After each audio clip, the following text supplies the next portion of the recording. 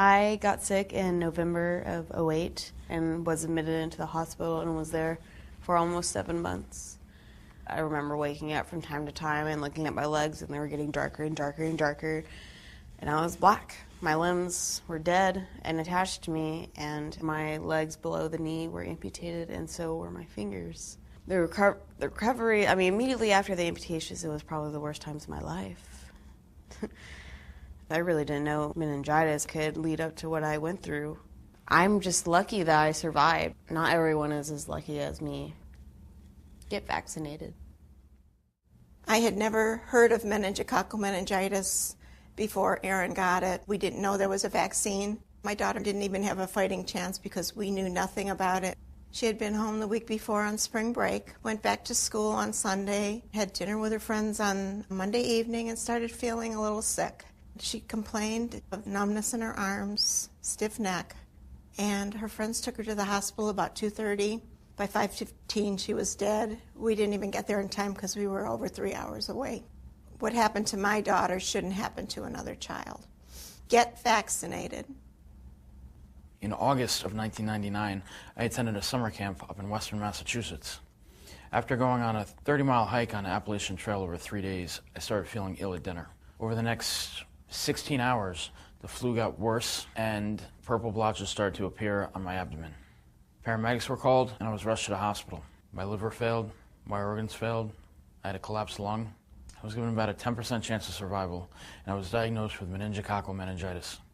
About a week and a half after contracting this disease, I was transferred to a hospital in New York City, where I had my legs amputated at the knee and my hands amputated at the forearm. 2 months after contracting this terrible disease, I was absolutely shocked to find out that there was a vaccine available that could have prevented all of this from happening. Bacterial meningitis is preventable. Get vaccinated.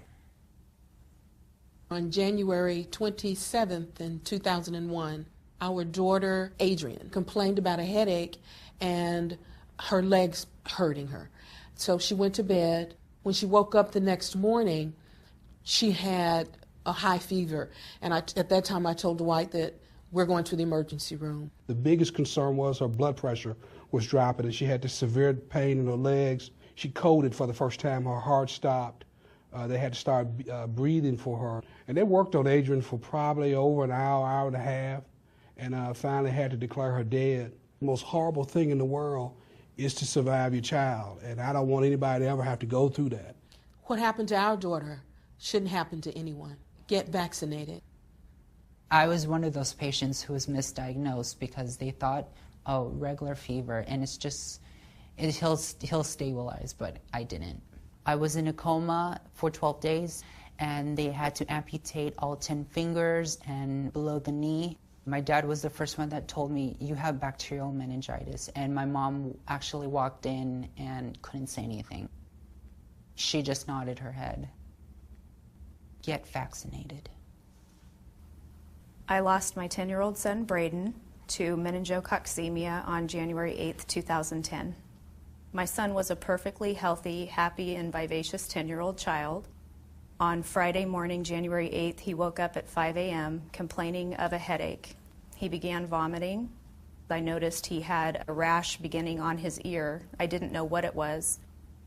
The emergency room doctor was well aware that he had meningitis and started treating him for that. He passed away at only 17 hours from the first onset of his symptoms. My son, had he been vaccinated, would be alive today. When I first went to get my pre-physical exam for college, I did everything that was on that list.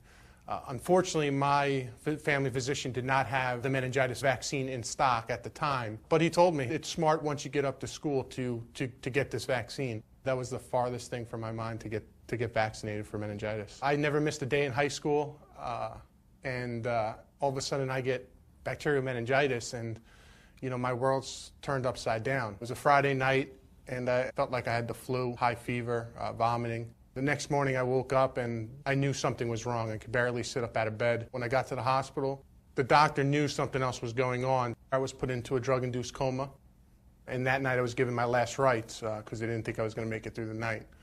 I was in that coma for 6 weeks, and when I woke up, I had amputations to pretty much all my fingers on both my hands and both my legs below the knees. Because I didn't educate myself 10 years ago, I'm paying the consequences today. Get vaccinated. To me, it's like I'm still in a bad dream and I'm waiting for someone to wake me up. I received a phone call from my son Robert. The first thing is, Mom, don't panic. I've been to the ER and they're discharging me. They're telling me I have a pulled muscle. As the day progressed, later on that afternoon, he returned to the emergency room, and that's where our nightmare began. When the doctor came out to let us know that his heart had stopped and to explain to us that they thought he had meningitis, our world fell apart.